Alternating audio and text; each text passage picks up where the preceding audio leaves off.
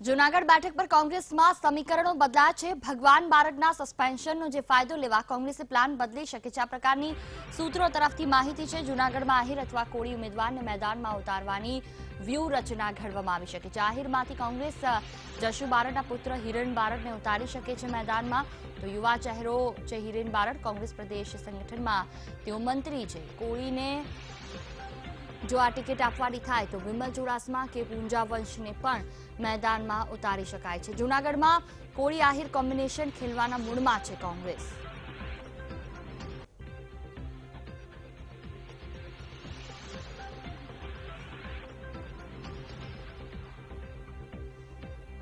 તો જૂનાગઢ બેઠક પર કોંગ્રેસમાં સમીકરણો બદલાયા છે। ભગવાન બારડના સસ્પેન્શનનો ફાયદો લેવા માટે કોંગ્રેસ પ્લાન બદલી શકે છે પ્રકારની માહિતી છે। આહિર અથવા કોળી ઉમેદવારને મેદાનમાં ઉતારવાની વ્યૂહરચના છે। આહિરમાંથી કોંગ્રેસ જશુ બારડના પુત્ર હિરેન બારડને ઉતારી શકે છે મેદાનમાં।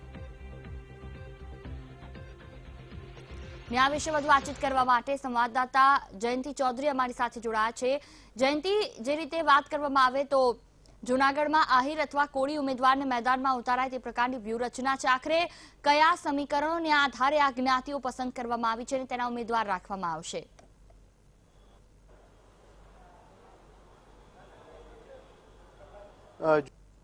જે રીતે જૂનાગઢની આખી સીટ છે એની અંદર આહિર સમાજમાં એક રોષ જોવા મળે છે, કારણ કે ભગવાન બારડને જે રીતે સસ્પેન્ડ કરવામાં આવ્યા છે એને લઈને આખો રોષ એક ક્યાંક ને ક્યાંક બહાર આવી રહ્યો છે, જેને લઈને કોંગ્રેસમાં જે સમીકરણો છે સમીકરણો અત્યારે બદલાઈ રહ્યા છે। કારણ કે ભગા બારડને સસ્પેન્ડ કર્યા બાદ જે આહિર સમાજ છે એ આખો આહિર સમાજ એક થયો છે અને એક જ સુરે માત્ર ને માત્ર વાત કરી રહ્યો છે કે આહિર સમાજનો કોઈ યુવક આવવો જોઈએ, આહિર સમાજ સાથે અન્યાય થયો છે। ત્યારે ચોક્કસથી ક્યાંક ને ક્યાંક કોંગ્રેસમાં જે સમીકરણો છે જૂનાગઢની સીટને લઈને બદલાઈ રહ્યા છે। જૂનાગઢની અંદર લોકસભાની જે અત્યારની જે સીટ છે એ મૂંઝવણમાં મુકાઈ છે। ખાસ કરીને આ સીટની અંદર જેનું નામ આવે છે એમાં હિરેન બારડનું નામ આવી રહ્યું છે। હિરેન બારડ છે એ યુવા ચહેરો છે અને સાથે સાથે જશુ બારડના એ પુત્ર છે, એટલે ચોક્કસથી રાજકારણના અંદરથી આવતા હોવાના લીધે હિરેન બારડનું જે નામ છે એ અવ્વલ આવી રહ્યું છે। સાથે સાથે જો કોળી સમાજને ટિકિટ આપવામાં આવે તો વિમલ ચુડાસમા અથવા પૂજા વંશને પણ આ ટિકિટ મળી શકે છે। એટલે બારડ અથવા કોળી બંનેમાંથી એક સમાજને જો ટિકિટ આપવામાં આવે તો બંને ત્રણ જે નામો સામે આવી રહ્યા છે એમાંથી કોઈકને ટિકિટ આપવામાં આવશે ચોક્કસ છે।